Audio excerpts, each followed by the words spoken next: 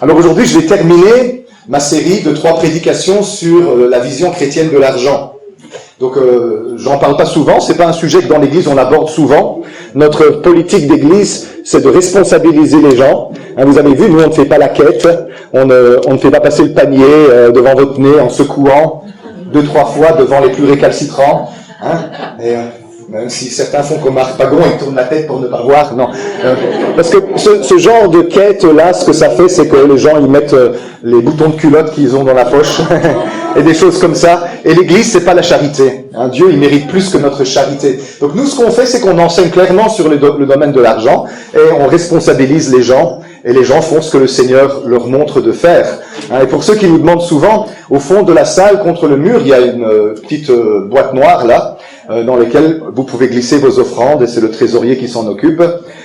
Ou bien, si vous préférez, on peut aussi faire des virements. Et comme vous voyez, une partie de l'argent qu'on reçoit s'en va à des œuvres missionnaires pour soutenir des œuvres que nous voyons de la part du Seigneur dans les nations.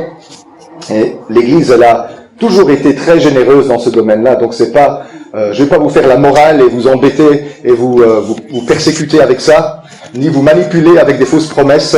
Hein, on est des adultes responsables. Et aujourd'hui, donc, je vais clôturer ce message de façon très pratique par rapport à la vision chrétienne sur l'argent. Alors, cette semaine-ci, quelqu'un m'a envoyé toute une série de vidéos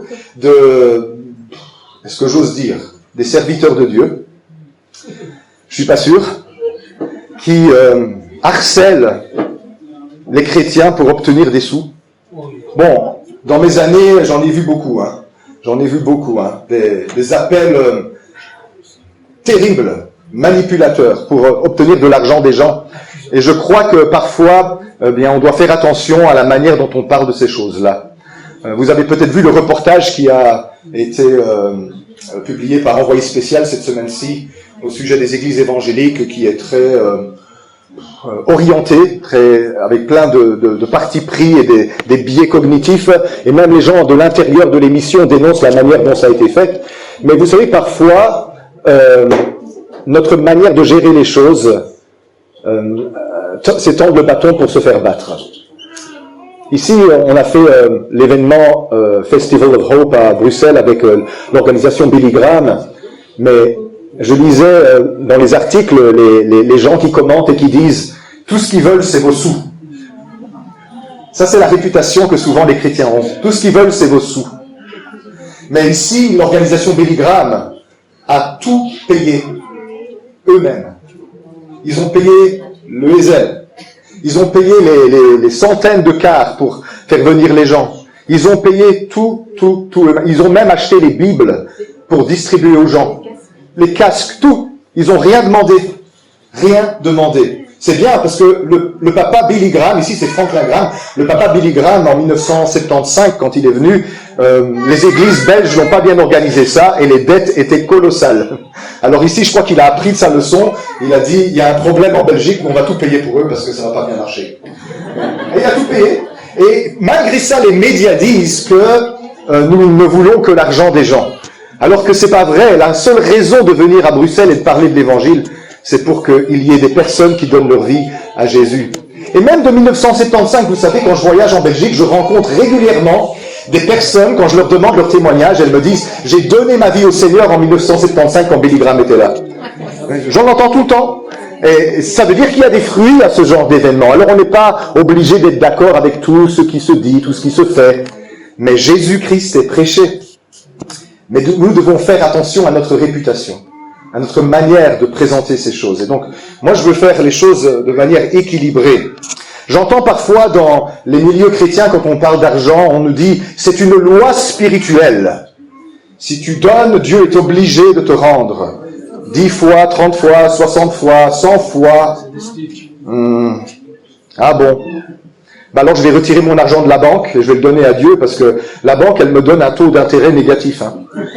Tous les ans, quand j'ai mes intérêts de mes comptes, c'est moins 0,75 €. Je dis, mais je vous confie mon argent. Si Dieu il me donne 30, 60, 100 fois, hop là. C'est quoi ça, prof de maths? 30 fois, c'est 3000%. On y va, hein, on va donner à Dieu. Mais c'est pas comme ça, c'est de la manipulation quand on vous dit ces choses-là. Parce que l'évangile ne nous dit pas que Dieu te rend de l'argent quand tu lui donnes de l'argent. Ça, c'est ce qu'on veut vous faire croire. On entend aussi parfois que l'argent déclenche les bénédictions divines. C'est ce que j'ai entendu cette semaine-ci. Un prédicateur très célèbre, en francophonie, qui avait une pile d'enveloppes et qui a dit, voilà, vous allez mettre chacun 500 € dans cette enveloppe et ça va ouvrir pour vous les écluses des cieux. Et tous les chrétiens disent, Amen. Et moi je fais, quoi? Jésus a ouvert pour nous les écluses des cieux.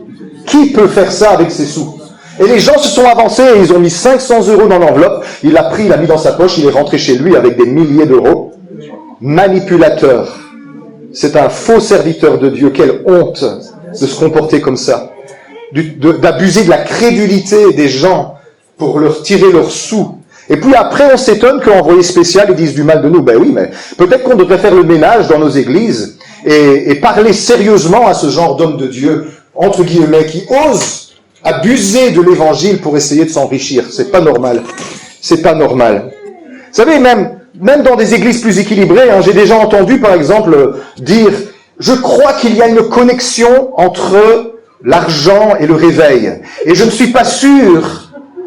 Qu'est-ce qui vient en premier? Est-ce que c'est l'argent qui déclenche le réveil ou est-ce que c'est le réveil qui déclenche l'argent? Mais moi, je peux vous dire, moi je sais, je suis sûr. C'est pas l'argent qui déclenche le réveil. Qu'est-ce que tu crois qu'on peut acheter Dieu? Qu'on peut provoquer le réveil en mettant des sous? Ah ben alors là, je vais mettre de l'argent. Je vais mettre tout ce que je possède. Parce qu'alors là, il va se passer quelque chose de formidable. Ça marche pas comme ça. Quand vous lisez le Nouveau Testament, vous voyez jamais ce genre de comportement parmi les apôtres et les prédicateurs de l'Évangile. Jamais ce genre de comportement. Alors permettez-moi de vous le dire avec le plus de clarté que je peux. Il n'est pas possible de manipuler Dieu avec de l'argent. Amen. Dieu ne reçoit pas de pot de vin. Amen. Et il est immoral d'essayer de le faire. Et il est encore plus grave d'oser l'enseigner. Soyez peu à enseigner, car vous subirez un jugement plus sévère. Alors, c'est grave d'essayer de faire ça. En fait, la réalité, c'est parce que les gens veulent s'enrichir. Et comme on pense que les personnes ne sont pas généreuses, on les manipule pour essayer d'obtenir leurs sous. C'est pas normal. Le rapport entre les chrétiens et leur Dieu, c'est un rapport de grâce. Ce n'est pas un rapport de loi. C'est pas une règle. C'est pas un principe automatique, un taux d'intérêt. C'est pas des méthodes de ce genre-là. Ça, laissez ça au monde. Jésus-Christ nous aime. Il nous bénit, il pourvoit nos besoins, et tout ça, il le fait par grâce. Il ne le fait pas si on remplit toutes sortes de conditions, parce que si Dieu attendait qu'on remplisse les conditions, il n'y aurait personne qui serait béni. On serait tous sous la malédiction. Et si nous, les chrétiens, nous sommes fidèles envers le Seigneur par rapport à l'argent, ce n'est pas pour être bénis, mais c'est parce que nous avons été bénis. Moi, je donne, pas pour être béni. Moi, je donne parce que, en Jésus-Christ, je suis béni de toutes les bénédictions spirituelles dans les lieux célestes. Je donne par reconnaissance envers Dieu. Je ne donne pas pour essayer de lui soutirer quelque chose. Alors je sais. Il y a une ribambelle de versets qui vous montent à la tête. Oui, mais il est écrit. Allez, prenons par exemple Malachie 3, 10, 12. Le passage le plus célèbre. Malachie 3, 10, 12. Apportez à la maison du trésor toutes les dîmes, afin qu'il y ait de la nourriture dans ma maison. Mettez-moi de la sorte à l'épreuve, dit l'Éternel des armées, et vous verrez si je n'ouvre pas pour vous les écluses des cieux, si je ne répands pas sur vous la bénédiction en abondance. Pour vous, je menacerai celui qui dévore, et il ne vous détruira pas les fruits de la terre, et la vigne ne sera pas stérile dans vos campagnes, dit l'Éternel des armées. Toutes les nations vous diront heureux, car vous serez un pays de délices, dit l'Éternel des armées. Résumé de ce verset. Si les Israélites apportent leurs dîmes dans la salle du trésor du temple à Jérusalem, Dieu a promis de bénir leurs récoltes et de les rendre prospères devant toutes les nations de la terre. Mais quand on prêche sur ce passage-là, on dit aux gens que si tu donnes à Dieu des choses au niveau financier, eh bien, Dieu garantit qu'il va te bénir financièrement et qu'il va ouvrir pour toi les bénédictions du ciel. Mais quand vous réfléchissez à cette formulation-là, est-ce que vous vous rendez compte que si je simplifie encore ce raisonnement, ça veut dire qu'on peut payer pour être béni?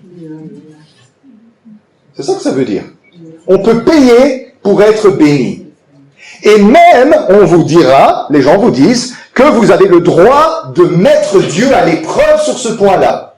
C'est-à-dire de dire à Dieu, je t'ai donné des sous, maintenant tu es dans l'obligation de me bénir parce que tu as dit que je pouvais te mettre à l'épreuve dans ce domaine-là. J'ai entendu plein de sermons sur ça.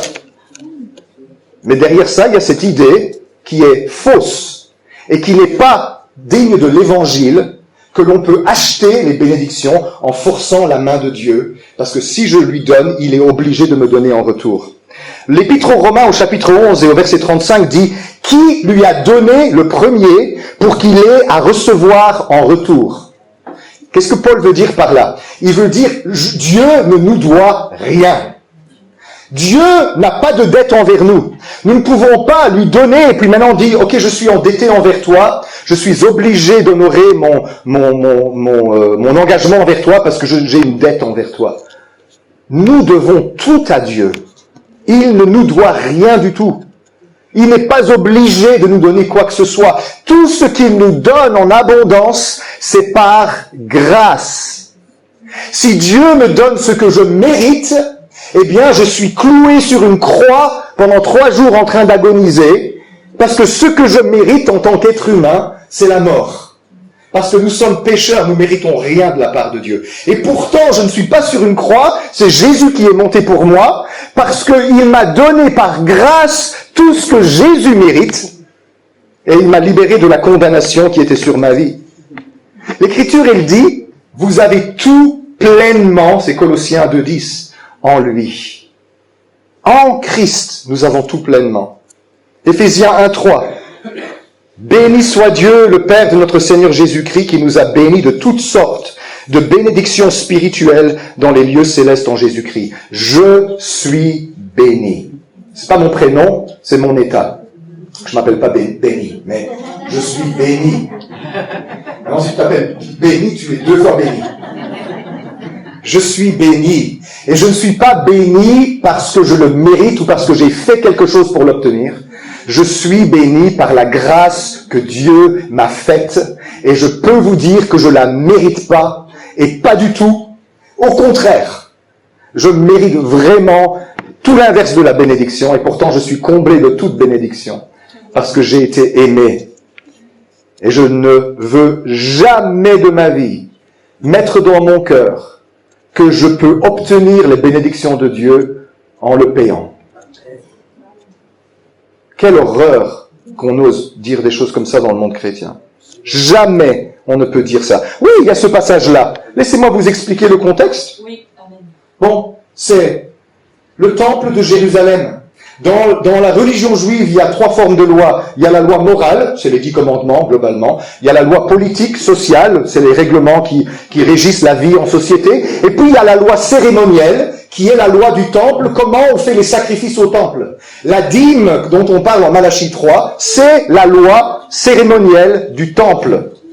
Et les Juifs, ils n'étaient pas chrétiens, les Israélites, ils allaient apporter à l'Éternel, non pas une dîme, parce que nous n'avons pas bien lu la Bible, ils apportaient 3 dîmes différentes à Dieu, au temple, ou à la porte de leur ville aussi, je vais vous le montrer, pour vous montrer comment ça fonctionnait à cette époque-là. Et vous allez voir la différence avec l'Évangile, vous allez voir la différence avec le Nouveau Testament. Donc dans cette façon de faire qui se trouve là en Israël, il y avait 3 dîmes. La première, c'était la dîme des Lévites.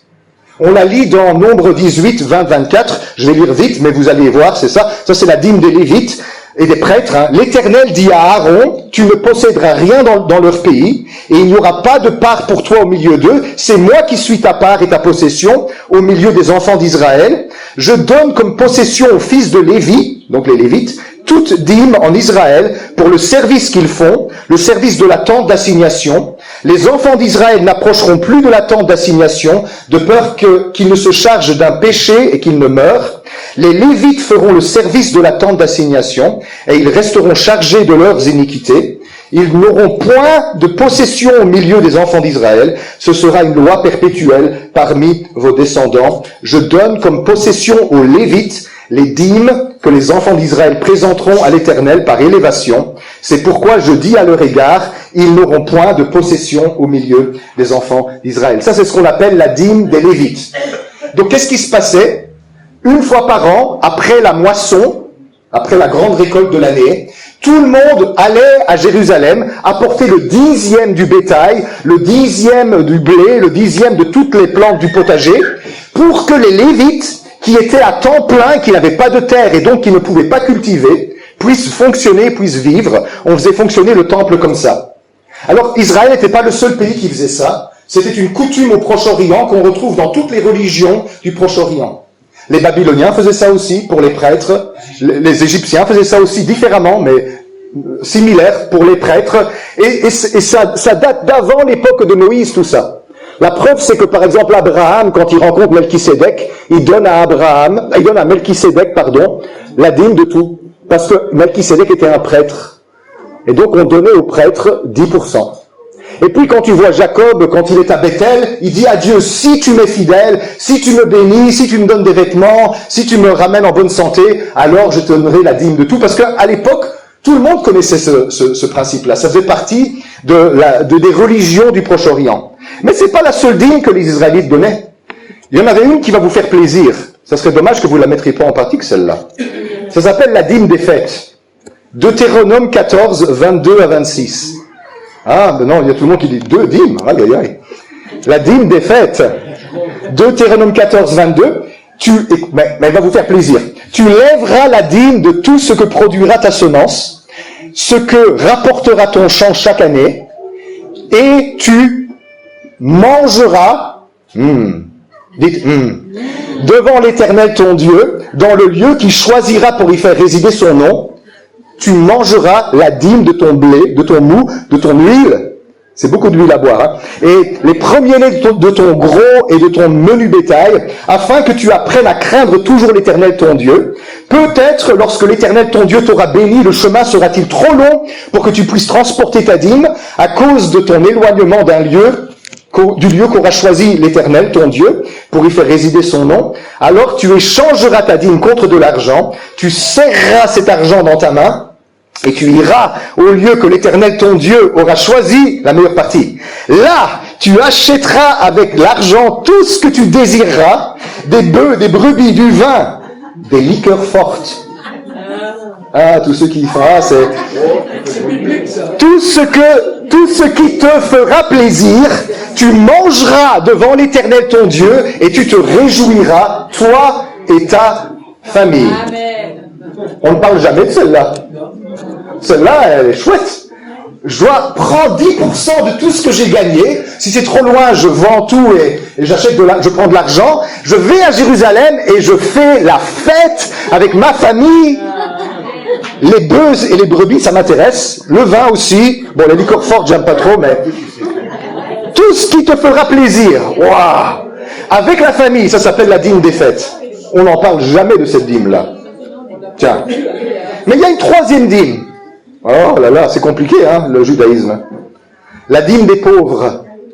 Les versets suivants, les versets 27 à 29 de Deutéronome 14. Tu ne délaisseras point le Lévite qui sera dans tes portes, car il n'a ni part ni héritage avec toi. Au bout de 3 ans, ah, ça c'est un peu plus light, hein. Au bout de 3 ans, tu sortiras toute la dîme de tes produits pendant la 3e année, et tu la déposeras, pas à Jérusalem, mais dans tes portes. Je vais expliquer ce que c'est ça. Alors viendront le Lévite qui n'a ni part ni héritage avec toi, l'étranger, l'orphelin et la veuve qui seront dans tes portes, et ils mangeront et se rassasieront afin que l'Éternel ton Dieu te bénisse dans tous les travaux que tu entreprendras de tes mains. La dîme des pauvres. Celle-là, c'est tous les 3 ans. Donc c'est un peu plus cool. Mais on ne devait pas monter à Jérusalem pour faire celle-là. On devait prendre le 10e de ce que Dieu nous avait donné pendant ces 3 années. Donc c'est 3 dîmes là déjà, c'est le 10e de 3 années. Et on devait le mettre dans la porte de la ville. La porte de la ville, c'est parce que les villes avaient une enceinte, une muraille, et les doubles grandes portes à l'entrée avaient comme un espace qui était l'espace public, comme un marché, comme une place où les gens pouvaient parler. Et tout le monde, tout le village devait amener tout ça dans les portes. Et les pauvres de la région pouvaient venir se servir comme ils avaient envie. Les étrangers, les étrangers, on ne les chassait pas, on les accueillait.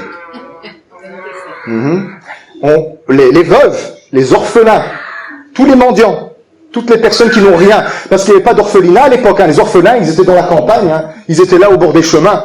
Allez en Inde, vous verrez à quoi ça ressemble. Ils venaient se servir. Et puis les Lévites, qui n'étaient pas à Jérusalem, ils venaient se servir, et ils étaient heureux, ils faisaient la fête. 3 dîmes que les Israélites donnaient à l'Éternel. Ils donnaient une dîme pour les Lévites, ils donnaient une dîme pour faire la fête avec leur famille, la teuf complète. Et puis ils donnaient une dîme tous les 3 ans pour les pauvres. Alors, petite question, pourquoi est-ce que ceux qui vous parlent tout le temps de la dîme ne vous parlent jamais de la dîme des fêtes ou de la dîme des pauvres? Mais la réponse est assez simple, c'est parce que celle-là, elle ne met rien dans leur poche. Et pourquoi est-ce qu'on choisit dans la Torah certains éléments qui nous font plaisir, mais on élimine ceux qui nous dérangent? Ah, la Bible, elle dit, c'est Paul qui le dit, si tu veux accomplir la loi, tu dois accomplir toute la loi. On ne peut pas choisir dans la loi certaines choses qui nous plaisent. On doit faire ce que toute la loi dit. Si vous voulez être légaliste, soyez légaliste jusqu'au bout des ongles. Mais alors, à cause de ce principe-là, qu'on a essayé de forcer dans le cœur des chrétiens, ce qui se passe, c'est que on utilise des manipulations, des chantages, on utilise des ruses pour extorquer l'argent des gens en leur faisant des promesses que Dieu n'a pas prévu d'honorer, parce que nous ne sommes pas les Israélites, nous ne sommes pas au temple de Jérusalem, et Dieu n'a pas fait cette alliance avec nous, il a fait cette alliance avec les Israélites. Et moi j'ai bien étudié ce sujet, je peux vous dire, j'ai regardé dans l'histoire, les premiers chrétiens ne faisaient pas ça. Les premiers chrétiens, ils mettaient tout en commun. Oh, tout. Donc ça c'est pire, pasteur, là tu exagères. Mais oui, mais il n'y a personne qui le leur demandait. Les apôtres ne se sont jamais levés pour dire qui veut donner tous ses biens. Ce qui se passait dans les premières communautés chrétiennes, c'est qu'ils étaient tellement heureux de Jésus dans leur vie que spontanément, certains d'entre eux vendaient leurs terres, leurs maisons, ils apportaient tout, ils mettaient tout en commun, et ils vivaient dans une communauté où il n'y avait plus de riches ni de pauvres, parce que les biens étaient répartis entre tout le monde. Ils vivaient complètement en commun. Ça, c'est ce que le Nouveau Testament dit. Et c'est ce que l'histoire chrétienne aussi enseigne. L'Église catholique a commencé au 5e siècle à enseigner qu'il fallait donner 10% de ses revenus à l'Église, alors que les chrétiens jusque-là n'avaient jamais fait ça. Pourquoi? Parce que les chrétiens, ce qu'ils faisaient, c'est qu'ils allaient au temple et ils donnaient la dîme au temple jusqu'à ce que le temple soit détruit en l'an 70, parce que la dîme, elle est due dans la loi de Moïse au temple. Et puis quand le temple a été détruit, ils ont cessé de faire ça, et ils ont continué dans l'histoire à généreusement bénir leur communauté locale et d'aider les personnes qui étaient là pour soutenir les ministres du culte et pour que l'œuvre chrétienne prospère et que les pauvres soient nourris et qu'il y ait en abondance des biens pour que l'Église prospère. C'était ça que les chrétiens faisaient. Alors je sais, parce que ça gémit dans les cœurs quand on parle de ces sujets-là. Mais moi, je suis désolé, je suis lié par la parole de Dieu. Je ne peux pas vous dire autre chose que ce que l'Écriture, elle dit. Amen. Et je ne veux jamais entrer dans une sorte de formule manipulatrice où je vous dis, si vous faites ça, Dieu fera ça pour vous. Je vais vous le dire, Dieu fera ce qu'il veut faire pour vous, même si vous ne le méritez pas, parce que de toute façon, nous ne le méritons pas. Est-ce que ça parle de l'argent dans le Nouveau Testament? Oui, beaucoup. Dans le Nouveau Testament, une parole de Jésus sur 7 parle de l'argent. Une parabole de Jésus sur 3 parle de l'argent. Et il y a entre 40 et 60 passages dans le Nouveau Testament qui parlent d'argent. Donc il y en a beaucoup, énormément dans le Nouveau Testament. Avez-vous vu que dans le Nouveau Testament, il n'a jamais, à aucun moment, été question du système du temple qu'on vient de lire dans Malachie. Pourquoi? Parce que c'est pas comme ça que les chrétiens fonctionnaient. les chrétiens, ils fonctionnaient d'une manière conduite par le Saint-Esprit. Dans la Nouvelle Alliance, est-ce qu'il est question de soutenir les serviteurs de Dieu qui n'ont pas de travail séculier mais qui se consacrent à temps plein au ministère? Est-ce qu'il est question de bénir sa famille? Et est-ce qu'il est question d'aider les pauvres? Oui. Je vais vous montrer ce que le Nouveau Testament dit à ce sujet-là. Si tu veux bien m'afficher Galates 6.6 dans la traduction TOB. Galates 6.6, parce que la traduction seconde, elle va vous faire peur. La TOB, elle dit ceci, que celui qui reçoit l'enseignement de la parole fasse une part dans tous ses biens en faveur de celui qui l'instruit. Tiens, il dit pas de chiffres. Il dit que celui qui reçoit l'enseignement de la parole fasse une part dans tous ses biens en faveur de celui qui l'instruit. 1 Corinthiens 9, 13, 14. Ne savez-vous pas que ceux qui remplissent les fonctions sacrées sont nourris par le temple, que ceux qui servent à l'autel ont part à l'autel? Donc là, il parle de l'Ancien Testament. Maintenant, il dit au verset 14, de même aussi, le Seigneur a ordonné à ceux qui annoncent l'évangile de vivre de l'évangile. C'est pas un conseil, c'est un ordre de Dieu, que si quelqu'un est prédicateur de l'évangile, il doit se mettre à part pour prêcher l'évangile et il doit pas travailler séculièrement, il doit vivre de l'évangile. Mais pourquoi est-ce qu'en Belgique, il y a tellement de pasteurs qui sont professeurs de religion ou qui ont un travail très pénible à côté? C'est parce que nous ne mettons pas en pratique ce que la parole de Dieu nous dit ici. Alors, vous avez vu ici, il y a quelque chose qui change entre l'ancienne et la nouvelle alliance là. Alors j'ai entendu un entre guillemets, soi-disant apôtre, qui disait, il faut que vous apportiez les dîmes et les offrandes à mes pieds. Et il était sur l'estrade, et il était entouré de billets de banque, et de paniers remplis d'argent, et après le culte, il ramasse tout, il rentre à sa maison. Sur quoi il se base pour dire ça? Acte 4, 34 à 35. Mais il n'a pas lu le texte correctement. On va le lire ensemble. Car il n'y avait parmi eux aucun indigent. Tous ceux qui possédaient des champs et des maisons les vendaient, apportaient le prix de ce qu'ils avaient vendu et le déposaient aux pieds des apôtres. Ah, les pieds des apôtres, voilà. Et l'on faisait des distributions à chacun selon qu'il en avait besoin. Pas chacun des apôtres, chacun des indigents. Donc en fait, on mettait devant l'église toutes les offrandes, et c'était pas des billets, c'était des fruits, des patates, des chicons, parce qu'il y avait certainement des Belges là, des tomates, des grappes de raisin, tout ça dans des paniers.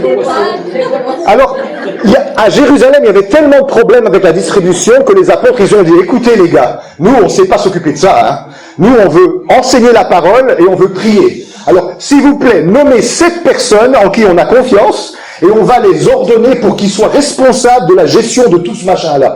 Parce que nous, on ne va pas passer des heures à distribuer les raisins à chacun. Tiens, un pour toi, oh celui-là il est pas beau, tiens je le garde. Un pour toi, vous imaginez la scène. Alors ils ont nommé les 7 dont il y avait Étienne et Philippe, et ils ont prié pour eux, ils ont dit, vous gérez l'administratif là, vous distribuez ça dans l'église pour que les pauvres ils aient assez et que les riches ils ne soient pas trop riches, mais que l'église soit équilibrée.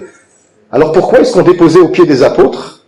Pour que les apôtres soient riches, qui volent en avion de luxe, qui roulent en Rolls-Royce et qu'ils aient des Rolex à 20 000 euros à leur poignet? Bon, heureusement, ça n'existait pas encore. Non. Pour que l'Église puisse aider les démunis qu'il y avait parmi eux. C'est pour ça que l'Église faisait ça. Donc, quand vous voyez ça, que vous êtes dans une réunion où vous voyez qu'on dépose de l'argent aux pieds des gens comme ça, pour qu'ils se les mettent dans les poches, vous avez affaire à un système corrompu, et vous devez faire très attention à ça. Oui, l'Écriture, elle dit que nous devons faire une part dans tous nos biens pour ceux qui nous enseignent.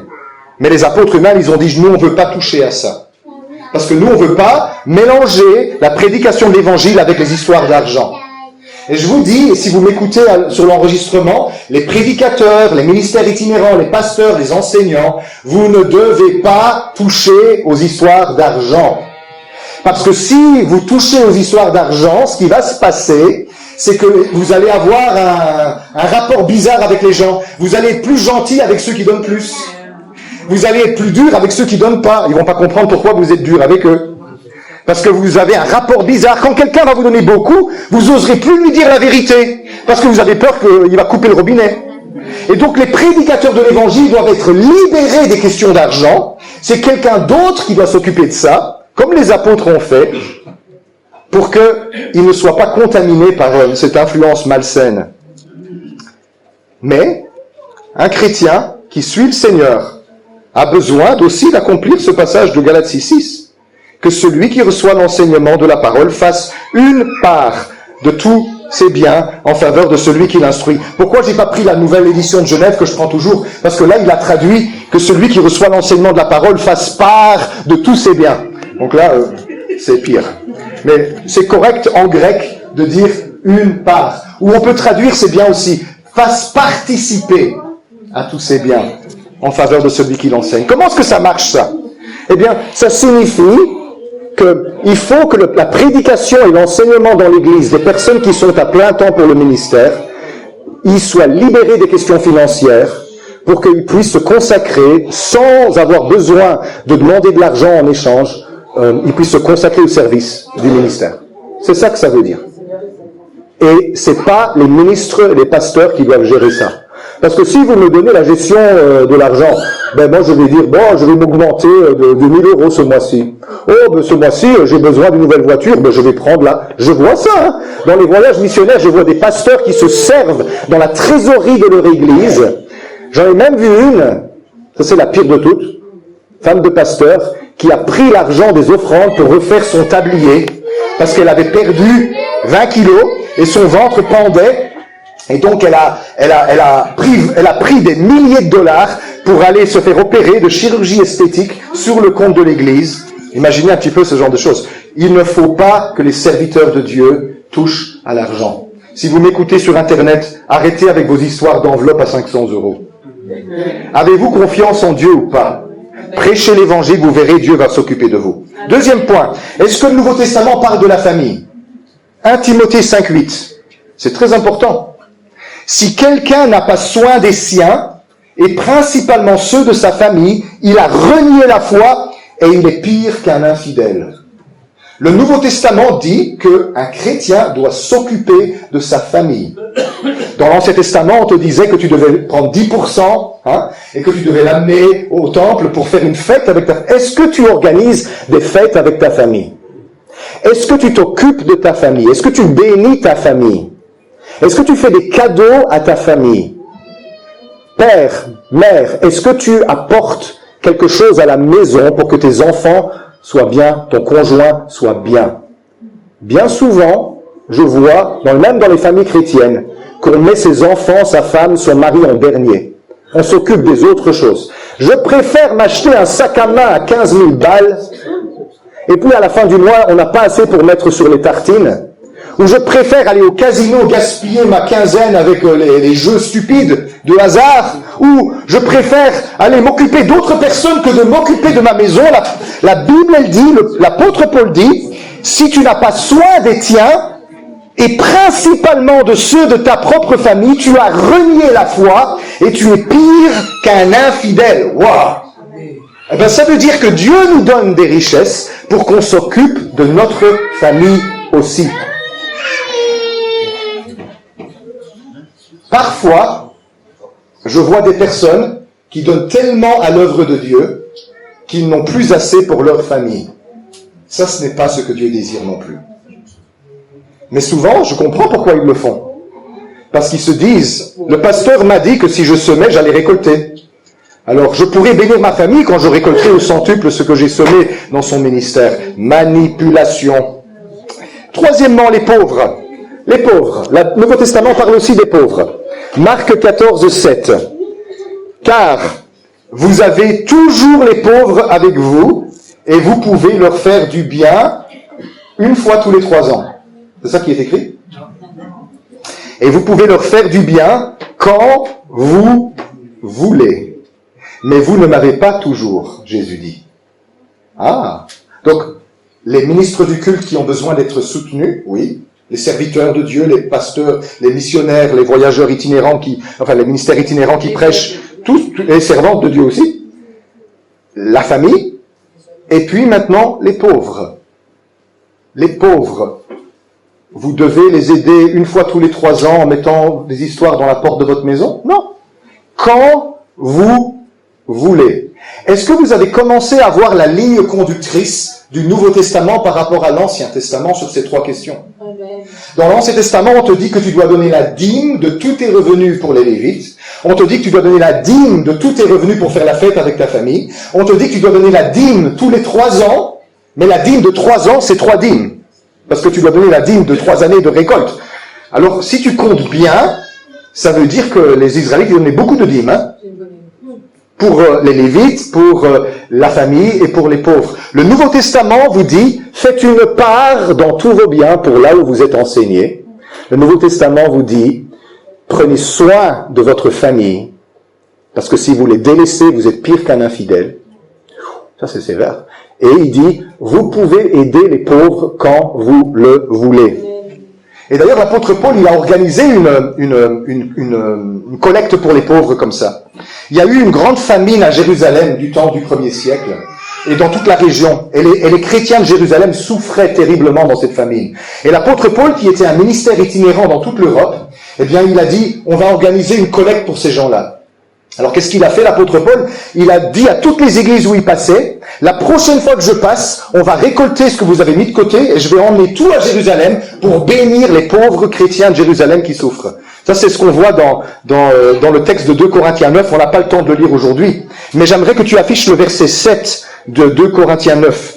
2 Corinthiens 9, 7. Si vous voulez lire toute l'histoire, si vous voulez connaître toute l'histoire, lisez les versets 1 à 10. Mais on n'a pas le temps aujourd'hui, donc on va juste lire le verset 7, où il dit que chacun donne comme il l'a résolu dans son cœur, sans tristesse ni contrainte, car Dieu aime celui qui donne avec joie. L'apôtre Paul n'a pas dit, voilà, vous allez donner, je vous partage des enveloppes, chacun de vous va mettre 500 € dedans, et je vais les apporter à Jérusalem. Moi, c'est quelqu'un qui dit ça, je sais bien que ça ne va pas arriver à Jérusalem, ces enveloppes. Hein. Ça va aller beaucoup plus près de Jérusalem. In the pocket.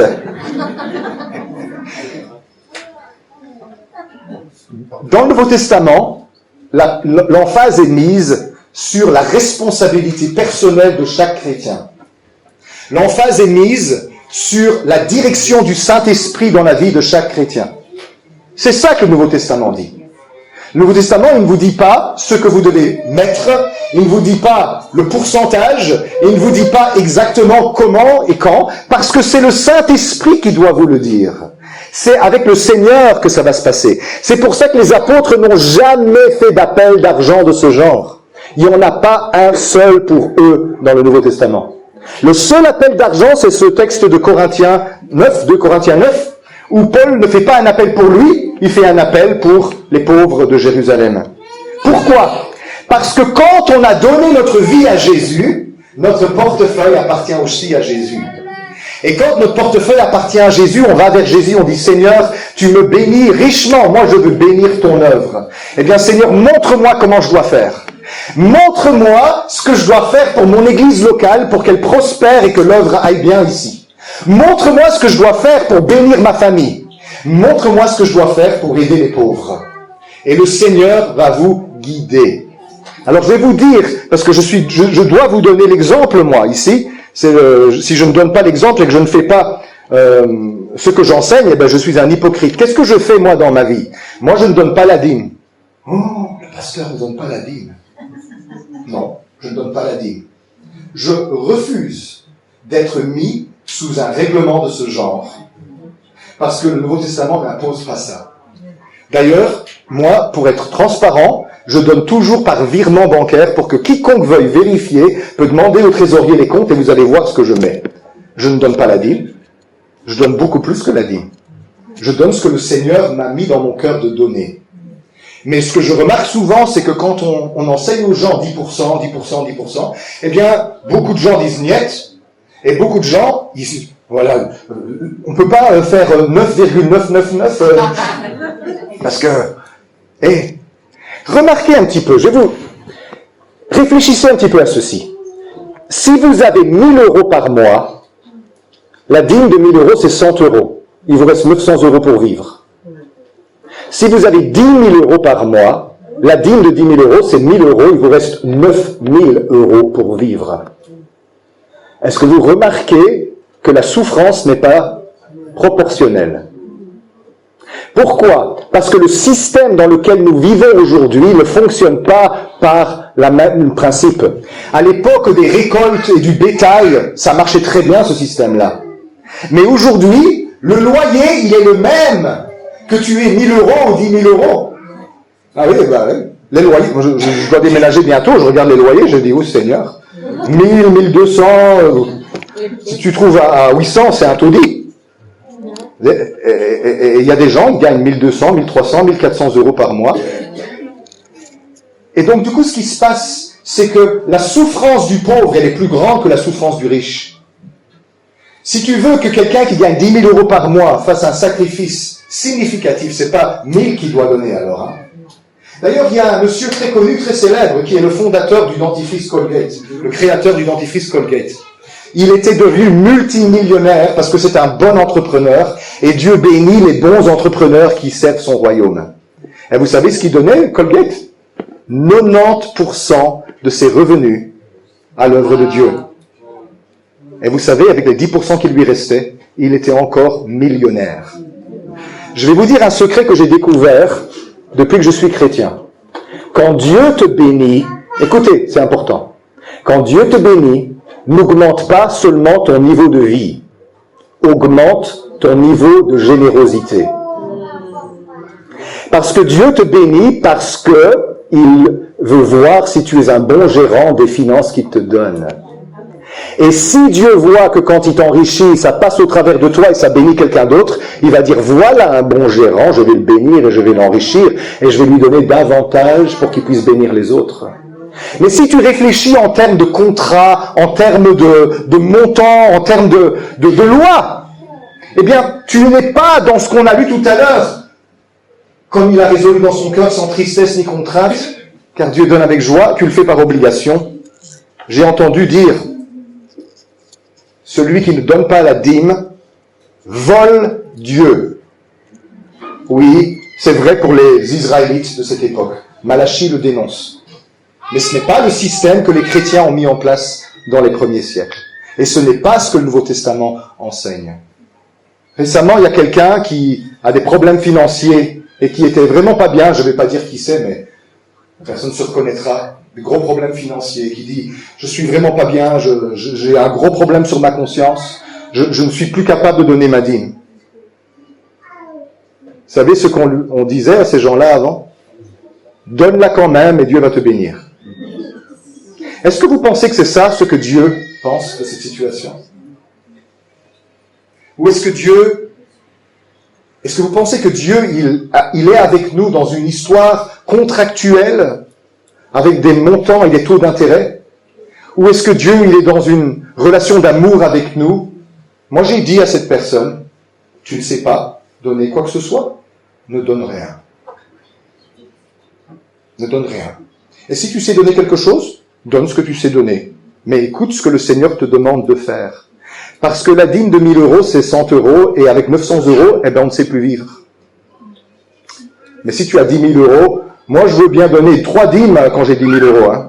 Parce qu'avec 7 000 euros, je sais encore vivre vraiment bien. Hein. Ben oui. C'est pas ce système-là. Pourquoi c'est une erreur? Parce que le système d'économie agricole d'Israël ne peut pas se transposer à un système qui fonctionne comme aujourd'hui avec de l'argent en liquide. Parce que les prix restent les mêmes pour tout le monde. C'est pas comme ça que ça marche. Qu'est-ce qu'il faut faire? Eh bien, moi, je vais vous dire ce que je fais, et puis je vais vous donner des conseils par rapport à ça. Ce que je fais, c'est que je dis à Dieu, quelle est la part que tu veux que moi je donne à l'œuvre à laquelle j'appartiens, l'église où je suis un membre, et Seigneur, je vais honorer ce que tu me dis. Dis-moi ce que je dois faire. Et le Seigneur, il m'a dit exactement ce que je dois faire. Et quand il me dit autre chose, je fais autre chose. Mais je fais ce qu'il me dit de faire.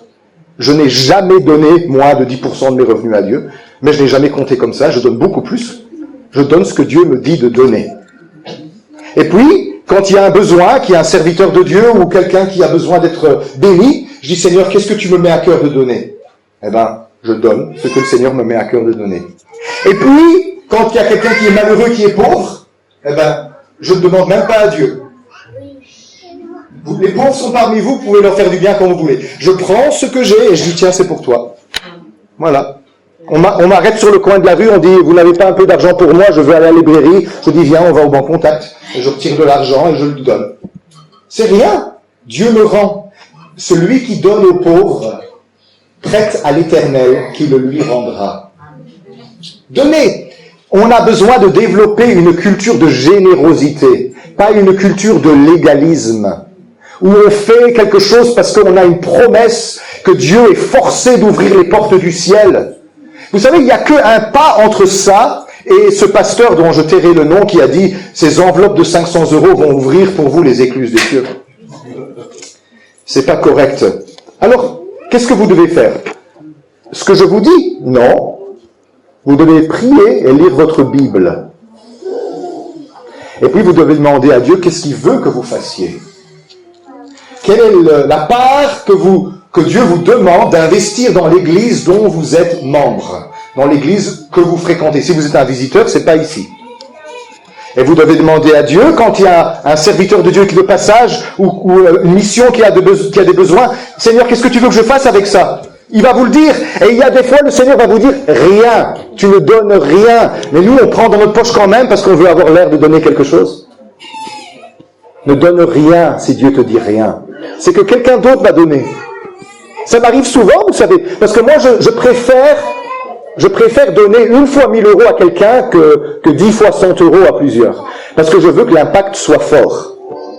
Et donc, ce que je fais, c'est que Seigneur, je donne, et si le Seigneur ne me dit rien, je donne rien, même pas pour faire semblant. Et je suis pas gêné de rester assis sur ma chaise pendant que les gens se lèvent et qu'ils mettent dans la boîte. Non. Dieu ne prend pas plaisir au sacrifice, il prend plaisir à l'obéissance à la voix de l'Éternel.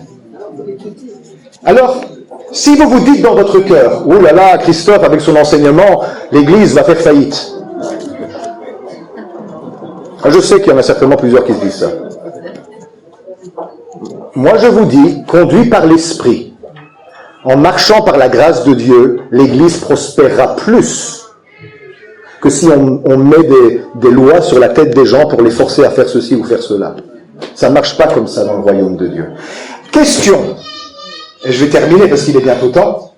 Les premiers chrétiens qui ne faisaient pas d'appel d'argent, est-ce qu'ils avaient plus ou est-ce qu'ils avaient moins que l'Église, que le peuple d'Israël dans l'Ancien Testament? Beaucoup plus.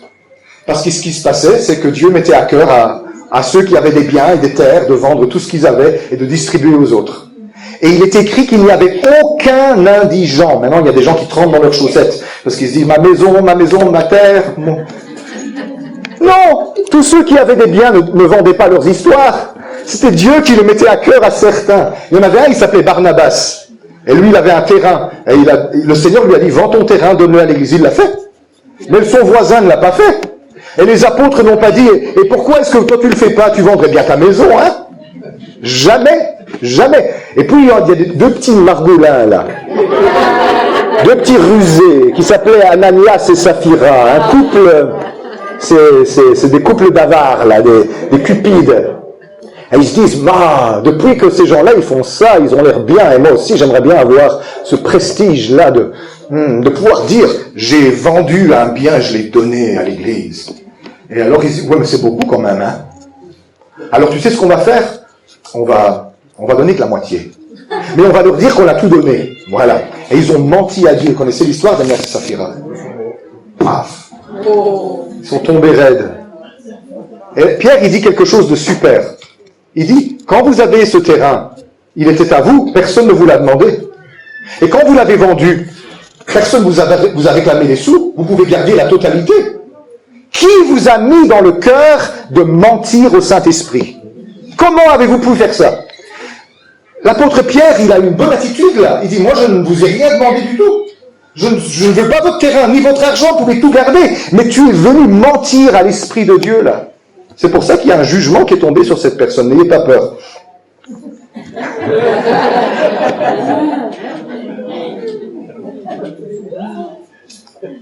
Ne laissez jamais qui que ce soit, où que ce soit, vous mettre une pression sur le dos pour donner de l'argent.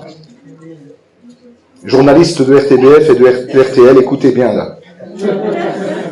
Résistez à toute manipulation et tout chantage financier. Résistez au légalisme qui vous fait croire qu'on peut acheter, mériter, provoquer, déclencher les bénédictions divines.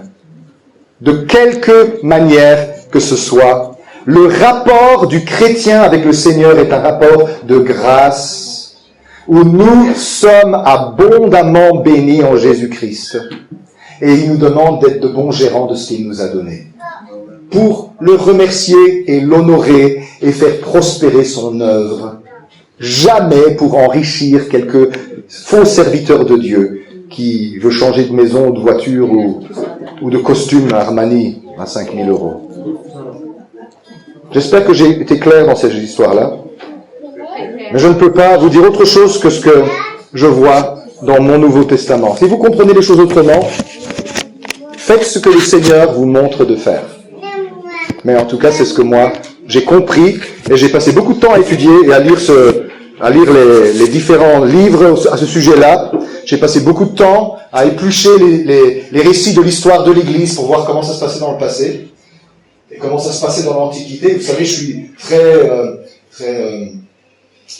intéressé par l'histoire des religions et des civilisations antiques. J'ai beaucoup lu là-dessus. Et je dois vous dire, ça, c'est ce que me semble être la vérité du Nouveau Testament par rapport à ce sujet-là. Voilà, j'ai terminé une vision chrétienne sur l'argent. La fois prochaine, vous aurez droit à autre chose.